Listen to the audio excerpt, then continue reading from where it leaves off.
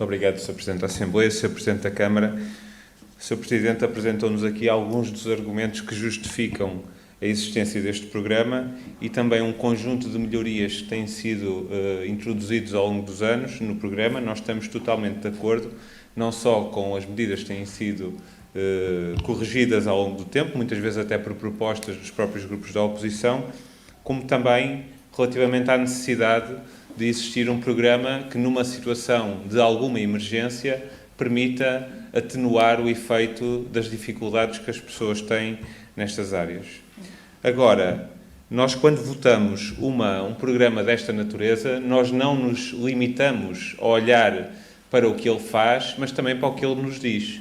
E se de facto aqui estamos hoje a ter a necessidade de reforçar numa verba tão significativa um programa desta natureza, isso significa que o aumento da pobreza, das carências habitacionais, não tem resposta atualmente na cidade do Porto e não para de crescer.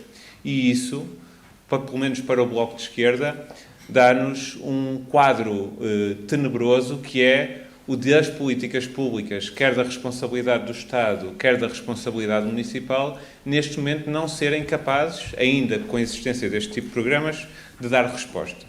E eles dizem-nos que enquanto não houver um programa público do Estado e municipal que disponibilize habitação a preços acessíveis, não vamos dar resposta a estas pessoas e este tipo de programas vão ser apenas meros paliativos que por algumas semanas nos deixam um pouco de consciência tranquila, mas que de facto na nossa ótica não dão uma resposta estrutural.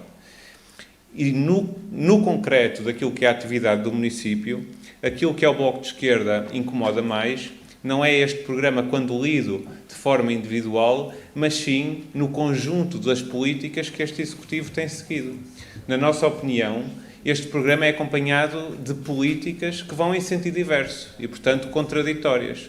Quando nós reforçamos o Porto Solidário, mas em simultâneo nos recusamos a regular o alojamento local em algumas zonas da cidade, estamos, na verdade, a permitir que o problema se agrave ainda que adotemos medidas desta natureza.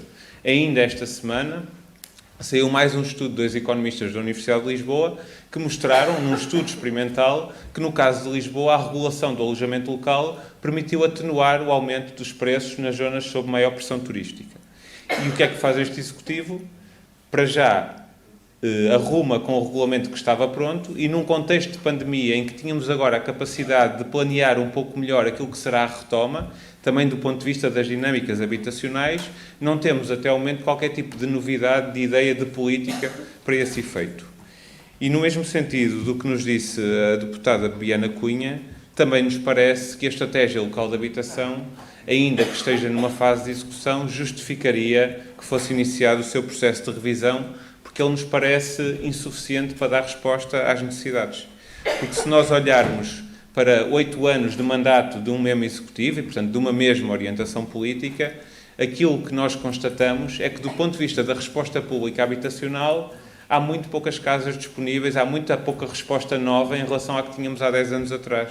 E, portanto, aquilo que nós não compreendemos é que, enquanto aprovamos programas que são, quando vistos isoladamente, positivos e meritórios, que nós nos esqueçamos daquilo que era essencial e estrutural.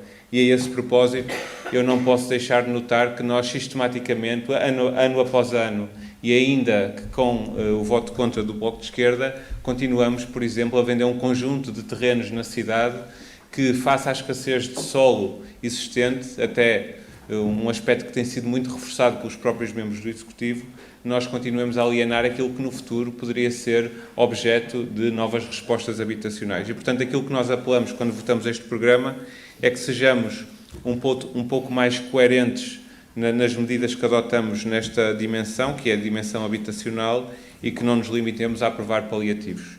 Dito isto, nós também achamos que com os dados que nos têm chegado cada vez mais até do próprio Observatório do município, nós precisamos efetivamente de um programa integrado de combate à pobreza que permita ter um plano articulado, que envolva as associações da cidade e que seja uma resposta consistente e não um conjunto de medidas muitas vezes desagregadas e que não dialogam entre si. E, portanto, este é o apelo que nós fazemos à Câmara Municipal do Porto. Muito obrigado.